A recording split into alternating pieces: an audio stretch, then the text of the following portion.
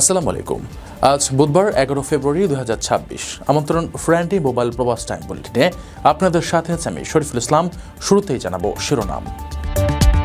কর্মীদের সুখবর দিল ওমান, রমজানের কর্মঘণ্টা কমিয়ে নতুন সময়সূচি ঘোষণা। রমজান শুরু বাকি আর মাত্র 7 দিন, নতুন রূপে সাজছে ওমানের রাস্তাঘাট। ওমানের দোফারে দেখা গেল বিরল দৃশ্য, পাহাড়ে চূড়ায় ঘুরছে বিলুপ্তপ্রায় চিতাবাঘ। আজ রাতে হলেই ভোটের দিন, জরিপে এগিয়ে আছে বিএনপি ও তারেক রহমান। সোমালিয়ার সমুদ্রে বিমান বিধ্বস্ত, অলৌকিকভাবে বেঁচে গেছেন 55 যাত্রী। এখন আর মাটিতে নয়, আকাশ থেকে ঝুলিয়ে বহুতল ভবন বানাতে চায় আমিরাত। দর্শক, দেখছিলেন শিরোনাম, এবারে পুরো খবর। ওমানের সেরা রেট দিচ্ছে বাংলাদেশি প্রতিষ্ঠান গালফ এক্সচেঞ্জ। প্রিয়জনকে টাকা পাঠাতে আজই আসুন আমাদের যে কোনো ব্রাঞ্চে অথবা কল করুন স্ক্রিনে দেয়া নাম্বারে। গালফ এক্সচেঞ্জ, বাংলাদেশিদের প্রিয় এক্সচেঞ্জ।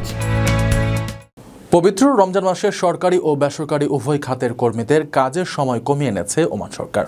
দেশটির শ্রম মন্ত্রণালয় জানিয়েছে, রমজানের সরকারি অফিস চলবে প্রতিদিন 5 ঘন্টা করে। সাধারণত সকাল 9টা থেকে দুপুর 2টা পর্যন্ত অফিস খোলা থাকবে। তবে প্রয়োজনে সকাল 7টা থেকে বিকেল 3টার মধ্যে যে কোনো 5 ঘন্টা কাজ করলে চলবে। অন্যদিকে বেসরকারি খাতে কর্মরত মুসলিম কর্মীদের জন্য কাজের সময় আরও কমিয়ে দৈনিক 6 ঘন্টা এবং সপ্তাহে সর্বোচ্চ 30 ঘন্টা নির্ধারণ করা হয়েছে। পবিত্র রমজান মাস উপলক্ষে সরকারি ও বেসরকারি খাতের কর্মঘণ্টা কমিয়ে আনার ঘোষণা দিয়েছে ওমান সরকার। দেশটির শ্রম মন্ত্রণালয় 1447 হিজরি সনের রমজান মাসের জন্য নতুন সময়সূচি প্রকাশ করে জানিয়েছে, কর্মীদের সিয়াম সাধনার সুবিধার্থে কাজের সময় উল্লেখযোগ্যভাবে কমানো হয়েছে। মন্ত্রণালয়ের সিদ্ধান্ত অনুযায়ী রমজান মাসে সরকারি সব দপ্তরে প্রতিদিন একটানা 5 ঘন্টা করে অফিস চলবে। সাধারণত সকাল 9টা থেকে দুপুর 2টা পর্যন্ত এই দাপ্তরিক কর্মসূচি কার্যকর থাকবে। তবে সরকারি প্রতিষ্ঠানগুলোতে ফ্লেক্সিবল বা নমনীয় কর্মঘণ্টার বিশেষ সুযোগও রাখা হয়েছে। প্রশাসনিক ইউনিটের প্রধানরা কাজের প্রয়োজন অনুযায়ী কর্মীদের আসা ও যাওয়ার সময় নির্ধারণ করতে পারবেন। সেক্ষেত্রে সকাল 7টা থেকে বিকেল 3টার মধ্যে যে কোনো 5 ঘন্টা কাজ করলেই তা পূর্ণ কর্মদিবস হিসেবে গণ্য হবে। অন্যদিকে বেসরকারি খাতের কর্মীদের জন্যও কর্মঘণ্টা কমিয়ে আনা হয়েছে। রমজান মাসে বেসরকারি প্রতিষ্ঠানে কর্মরত মুসলিম কর্মীদের জন্য দৈনিক কর্মঘণ্টা 6 ঘন্টা এবং সপ্তাহে মোট 30 ঘন্টার বেশি হবে না বলে নির্দেশ দিয়েছে মন্ত্রণালয়। কর্মীদের সুযোগ সুবিধা নিশ্চিত করার পাশাপাশি ব্যবসার বিষয়টি মাথায় রেখেই এই সিদ্ধান্ত নেওয়া হয়েছে। মঙ্গলবার ওমানের শ্রম মন্ত্রণালয় এক বিজ্ঞপ্তিতে এসব তথ্য নিশ্চিত করেছে। প্রবাসীদের জন্য নির্মাণ হচ্ছে দেশের প্রথম স্মার্ট সিটি, যেখানে থাকছে স্কুল, মসজিদ, হাসপাতাল, সুইমিং পুল, হেলিপ্যাড, পাঠাগার, জিম, সুপারমার্কেট, শিশু পার্ক সহ সকল নাগরিক সুবিধা। মাত্র 30 লাখ টাকা বিনিয়োগে মিলছে আকর্ষণীয় ফ্ল্যাট। প্লাটিনাম ইনভেস্টরদের জন্য ঢাকা বিমানবন্দরে ভিআইপি প্রোটোকল সুবিধা। বিস্তারিত জানতে যোগাযোগ করুন স্ক্রিনে দেয়া হোয়াটসঅ্যাপ অথবা ইমো নাম্বারে। রহমতের মাস রমজান কড়া নাড়ছে দুয়ারে, আর মাত্র 1 সপ্তাহ বাকি। এরপরই শুরু হবে সিয়াম সাধনা। সম্ভাব্য তারিখ 19 ফেব্রুয়ারি ধরে নিয়ে ওমান জুড়ে চলছে উৎসবের প্রস্তুতি। রাজধানী মাসকাট সহ বিভিন্ন শহরের রাস্তাঘাট ও শপিং মলগুলোতে সেজে উঠেছে রঙিন আলো আর ফানুসে। মাসকাট মিউনিসিপ্যালিটি জানিয়েছে, শহরকে দৃষ্টিনন্দন করতে সব প্রস্তুতি শেষ।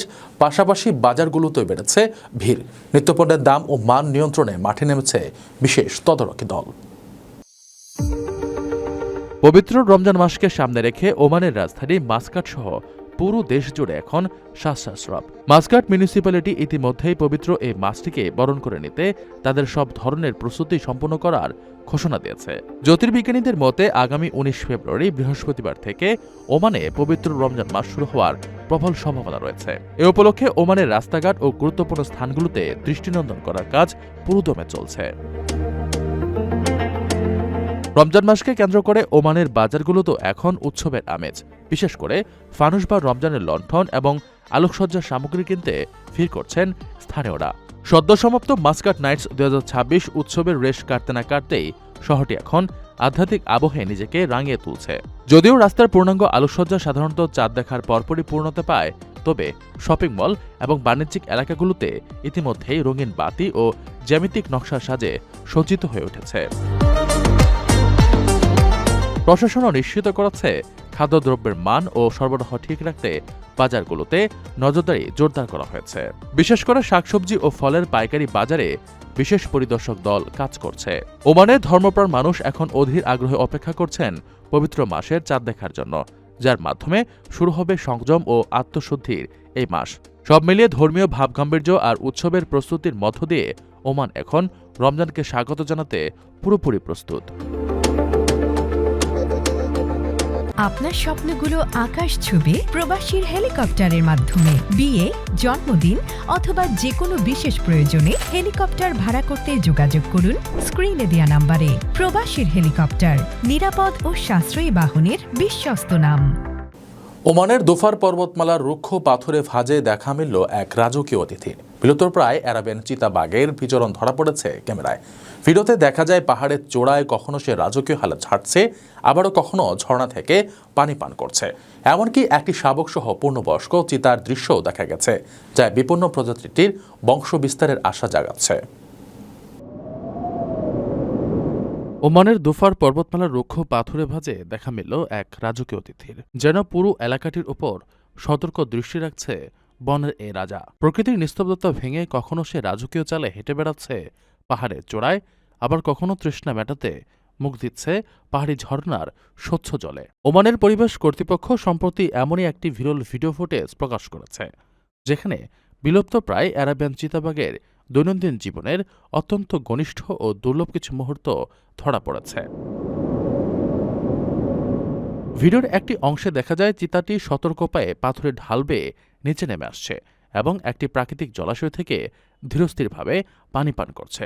অন্য একটি দৃশ্যে দেখা যায় শিকার বা ঘোরাঘুরি ফাঁকে ক্লান্ত হয়ে সে পাথরের ওপর বসে বিশ্রাম নিচ্ছে এবং আয়েশি ভঙ্গিতে নিজের গা ও থাবা চেটে পরিষ্কার করছে। দিনের আলোর পাশাপাশি রাতের আধারেও ঝলঝলে চোখে তার বিচরণের দৃশ্য ধরা পড়েছে নাইট ভিশন ক্যামেরায়। এমনকি একটি ফ্রেমে দেখা গেছে একটি ছোট শাবকের সাথে পাহাড়ের পথ ধরে হেঁটে যাচ্ছে পূর্ণবয়স্ক এক চিতা, যা এই বিপন্ন প্রজাতিটির বংশবিস্তারের আশা জাগানিয়া ইঙ্গিত। পরিবেশ কর্তৃপক্ষের মতে আরবীয় চিতাবাঘ ওমানের বন্য পরিবেশের ভারসাম্যের প্রতীক বা মুকুটহীন রাজা। দোফার পর্বতমালার বর্তমানে এই মহাবিপন্ন প্রাণীটির অন্যতম প্রধান নিরাপদ আশ্রয়স্থল। বিশ্বজুড়ে যখন এই প্রজাতিটি অস্তিত্বের চরম সংকটে, তখন ওমানের এই দুর্গম পাহাড়গুলোতে তাদের অবাধ বিচরণ, পানি পান করা কিংবা শাবকসহ ঘুরে বেড়ানোর দৃশ্য প্রমাণ করে সঠিক সংরক্ষণ ও সচেতনতার মাধ্যমে প্রকৃতিকে তার আপন রূপে ফিরে আনা সম্ভব। আকর্ষণীয় রেট ও দারুণ সব ডাটা বান্ডেল পেতে আজই ব্যবহার করুন ফ্রেন্ডলি সিম। আজ রাত পোহালেই বাংলাদেশে অনুষ্ঠিত হবে ত্রয়োদশ জাতীয় সংসদ নির্বাচন। বৃহস্পতিবারের এই ভোটকে ঘিরে টানটান উত্তেজনা বিরাজ করছে। আন্তর্জাতিক বার্তা সংস্থা রয়টার্সের প্রতিবেদন বলছে, জনমত জরিপে এগিয়ে আছে বিএনপি এবং দলটির ভারপ্রাপ্ত চেয়ারম্যান তারেক রহমান। প্রতিবেদনে বলা হচ্ছে, সব ঠিক থাকলে তিনিই হতে পারেন পরবর্তী প্রধানমন্ত্রী। সকল অপেক্ষার অবসান শেষে কাল বৃহস্পতিবার দেশে অনুষ্ঠিত হবে ত্রয়োদশ জাতীয় সংসদ নির্বাচন। এবারে নির্বাচনে দুই প্রধান প্রতিদ্বন্দ্বী বিএনপি এবং জামাত ইসলামী। গণঅভ্যুত্থানে সাবেক স্বৈরাচার শেখ হাসিনার পতনের পর বাংলাদেশে পরবর্তী শাসক কে হবেন সেটি নির্ধারিত হবে কাল। রয়টার্সের এক প্রতিবেদনে বলা হচ্ছে, তারেক রহমানই এখন দেশের শাসনভার গ্রহণের চূড়ান্ত পর্যায়ে রয়েছেন। বলা হয়েছে, দেশে ফিরে আসার 2 মাস না যেতেই বাংলাদেশের সবচেয়ে গুরুত্বপূর্ণ একটি নির্বাচনে জয়ী হয়ে প্রধানমন্ত্রী হতে পারেন তিনি। প্রতিবেদনে বলা হয়, জনমত জরিপের পূর্বাভাস সত্যি হলে বৃহস্পতিবারের নির্বাচন 60 বছর বয়সী এই নেতার জন্য হবে এক বিস্ময়কর প্রত্যাবর্তন। এদিকে বাংলাদেশে নিযুক্ত যুক্তরাষ্ট্রের রাষ্ট্রদূত ব্রেন্ট টি ক্রিস্টেনসেন জানিয়েছেন, দেশের জনগণ যে সরকারকে নির্বাচিত করবে তার সঙ্গেই কাজ করবে তার দেশের সরকার। এক সাক্ষাৎকারে রয়টার্সকে তিনি বলেন, বাংলাদেশি জনগণের দ্বারা যে সরকারি নির্বাচিত হোক, ওয়াশিংটন তাদের সঙ্গে কাজ করবে। রয়টার্স বলেছে, সাবেক 2 মিত্র বিএনপি এবং জামায়াত ইসলামীর মধ্যে লড়াই হবে, যার মধ্যে মতামত জরিপ থেকে জানা যাচ্ছে নির্বাচনে এগিয়ে আছে বিএনপি। এদিকে একই সাক্ষাতে মার্কিন রাষ্ট্রদূত বলেছেন, বাংলাদেশে চীনের প্রভাব কমাতে তারা বাংলাদেশকে সামরিক সরঞ্জাম দিতে চান। সোমালিয়ার মোগাদিসু বিমানবন্দরের রানওয়েতে নামার সময় নিয়ন্ত্রণ হারিয়ে সোজা সমুদ্রে গিয়ে আছড়ে পড়েছে একটি যাত্রীবাহী বিমান। তবে অলৌকিক বিষয় হলো বিমানটি বিধ্বস্ত হয়ে পানিতে ভাসলেও বেঁচে আছেন ৫৫ জন আরোহীর সবাই। যান্ত্রিক ত্রুটির কারণে পাইলট জরুরি অবতরণের চেষ্টা করলে এই ঘটনা ঘটে। এতে বিমানের কিছু অংশ ক্ষতিগ্রস্ত হলেও বড় কোনো বিপদ ঘটেনি। উড্ডয়নের কিছুক্ষণ পরে যান্ত্রিক ত্রুটির কবলে পড়ে একটি যাত্রীবাহী বিমান। জরুরি অবতরণের চেষ্টা করা হলেও শেষ রক্ষা হয়নি। রানওয়ে পেরিয়ে বিমানটি সোজা গিয়ে আছড়ে পড়ে সমুদ্রের অগভীর জলে। তবে স্বস্তির খবর হলো এত বড় দুর্ঘটনার পরেও অলৌকিকভাবে প্রাণে বেঁচে গেছেন বিমানের ভেতরে থাকা ৫৫ জন আরোহীর সবাই। মঙ্গলবার সকালে সোমালিয়ার রাজধানী মোগাদিসুর এডেন আবদুলে আন্তর্জাতিক বিমানবন্দরে এই দুর্ঘটনা ঘটে। স্টার্সকি এভিয়েশন ফকার ৫০ মডেলের বিমানটি ৫০ জন যাত্রী ও ৫ জন ক্রু নিয়ে পুঞ্চল্যান্ডের উদ্দেশ্যে রওনা হয়েছিল। কিন্তু উড্ডয়নের পরপরই পাইলট যান্ত্রিক গোলযোগ টের পান এবং তাৎক্ষণিকভাবে মোগাদিসুতেই ফিরে আসার অনুমতি চান। সোমালিয়ার বেসামরিক বিমান চলাচল কর্তৃপক্ষ জানিয়েছে বিমানটি রানওয়ে স্পর্শ করলেও থামতে পারেনি। নিয়ন্ত্রণ হারিয়ে সেটি রানওয়ের শেষ প্রান্ত ছাড়িয়ে বিমানবন্দরের সীমানা ঘেঁষে ভারত মহাসাগরের তীরে আছড়ে পড়ে। সামাজিক যোগাযোগ মাধ্যমে ছড়িয়ে পড়া ফুটেজে দেখা যায় যাত্রীরা বিধ্বস্ত বিমানটি থেকে বেরিয়ে সমুদ্র তীর ধরে হেঁটে নিরাপদ স্থানে আসছেন। বিমান সংস্থাটির প্রধান নির্বাহী আহমেদ নূর নিশ্চিত করেছেন এই ঘটনায় কোনো যাত্রী বা ক্রুর হতাহত হননি। স্টার্সকি এভিয়েশনের মুখপাত্র হাসান মোহাম্মদ আডেন জানান, পাইলটের উপস্থিত বুদ্ধি ও দ্রুত সিদ্ধান্ত গ্রহণের ফলেই বড় ধরনের প্রাণহানি এড়ানো সম্ভব হয়েছে। দুর্ঘটনার পরপরই জাতিসংঘ আফ্রিকান ইউনিয়নের সৈন্যরা উদ্ধার কাজে অংশ নেন এবং ঘটনার কারণ অনুসন্ধানে তদন্ত শুরু হয়েছে। দুবাই মানেই নতুন কিছু, দুবাই মানেই চমক। এবার তারা এমন এক পরিকল্পনা হাতে নিয়েছে যা শুনে চোখ কপাল ওঠার জোগাড়। মাটিতে ভিত গেড়ে নয়, আকাশ থেকে ঝুলবে আস্ত এক বহুতল ভবন। অ্যানালিমা টাওয়ার নামের এই ভবনটি মহাকাশে থাকা একটি গ্রহাণুর সঙ্গে তার দিয়ে ঝোলানোর পরিকল্পনা করা হচ্ছে।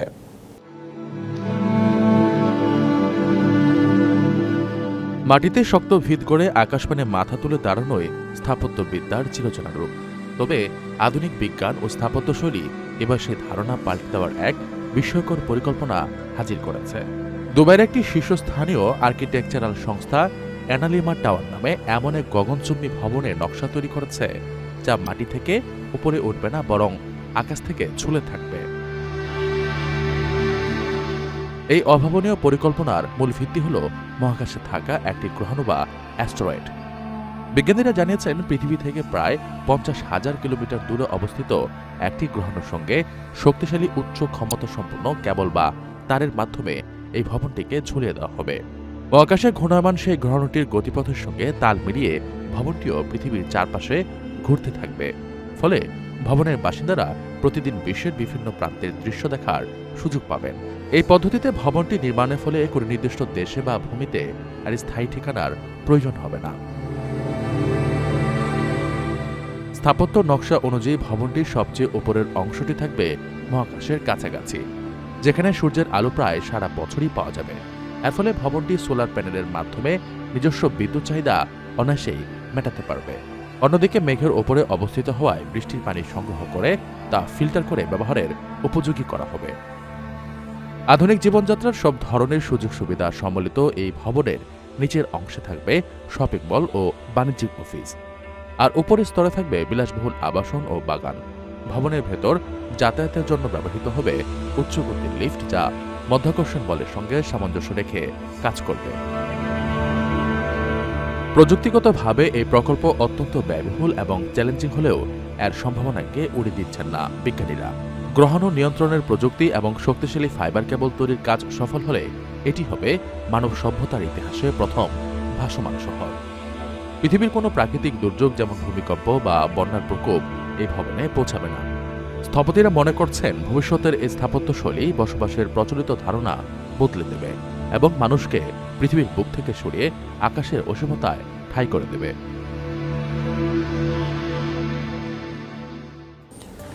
দর্শক দেখছিলেন ফ্রেন্ডলি মোবাইল প্রবাস টাইম বুলেটিন। শেষ করার আগে শিরোনামগুলো জানিয়ে দিচ্ছি আরও একবার। কর্মীদের সুখবর দিল ওমান, রমজানে কর্মঘণ্টা কমিয়ে নতুন সময়সূচি ঘোষণা। রমজান শুরু বাকি আর মাত্র 7 দিন, নতুন রূপে সাজছে ওমানের রাস্তাঘাট। ওমানের দোফারে দেখা গেল বিরল দৃশ্য, পাহাড়ের চূড়ায় ঘুরছে বিলুপ্তপ্রায় চিতাবাঘ। আজ রাতে হলে ভোটের দিন, জরিপে এগিয়ে আছে বিএনপি ও তারেক রহমান। সোমালিয়ার সমুদ্রে বিমান বিধ্বস্ত, অলৌকিকভাবে বেঁচে গেছেন 55 যাত্রী।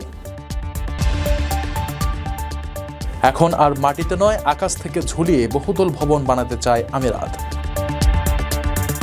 এ ছিল ফ্রেন্ডলি মোবাইল প্রবাস টাইম বুলেটিনের আজকের আয়োজনে। প্রবাসের সর্বশেষ সংবাদ পেতে ভিজিট করুন probastimes.net, সাবস্ক্রাইব করুন আমাদের ইউটিউব চ্যানেল এবং চোখ রাখুন ফেসবুক পেজে।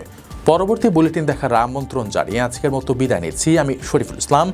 সেই পর্যন্ত সবাই ভালো থাকবেন এবং নিরাপদে থাকবেন। আল্লাহ হাফেজ।